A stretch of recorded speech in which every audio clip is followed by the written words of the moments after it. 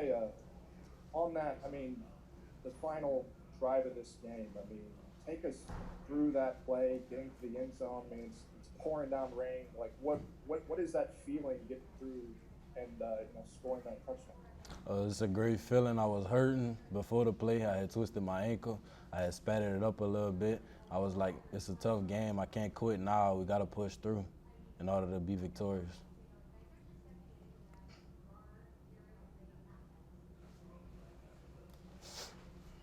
Hey, I mean, there obviously came a point in this game where you were just kind of taking over. I mean, like, what is that feeling kind of like when you know, like, the offense is going through you and you're kind of in, like, ISO mode there a little bit?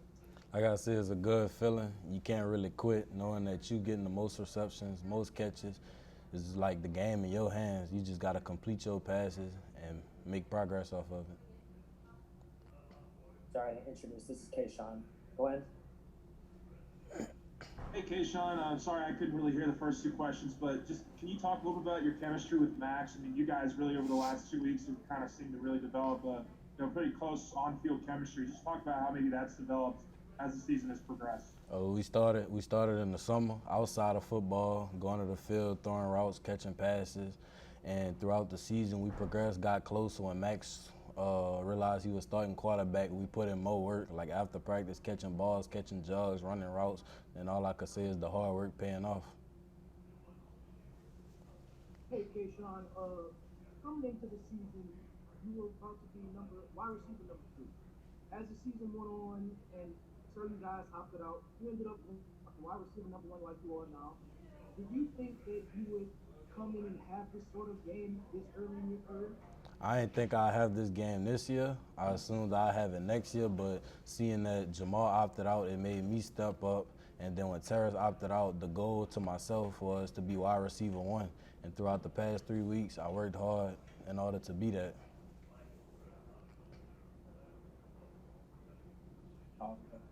Kayshon, has anyone told you that you set the SEC single game receiving record tonight? I mean, that's a record that a former LSU receiver had, who was an All-American, won the Biletnikoff Award, Josh Reed. And what does that mean to you in your young career? I can say it's a good feeling knowing that I set an SEC record as young as I am, 18 years old, a freshman, true freshman, knowing I have 2 more years to progress. Kayshon, my question was asked to you earlier, but just give me a thought on just what was it kind of the feeling on the sideline when you're down 48-40? You had really done well offensively until a certain point, but then it wasn't looking too good there. Coming off the sideline onto the field, knowing we was down, knowing this drive mattered the most because we had to make a big play to keep the game close. Hey, Kayshon, I mean, you're one of the young guys on this team who came through this. I mean, Johnson too. After this kind of game, these last 2 games that y'all have had, what can you say about y'all's group and the future you think is building within your team? I can say, as in this year, we really worked a lot for it, and it's an eye-opener for next season, and it's something to look forward to. That last question for Cobble. Hey, Kayshon, I need you to say and spell your name so we get it right on TV. And then secondly, just your yards after catch. Just the yards after catch on those field conditions and playing in that kind of rain like that. How difficult that was? Yards after catch, it wasn't that bad. The first thing, most importantly, you just got to secure the pass. Catch the ball, then make your moves after. That's the biggest part of it.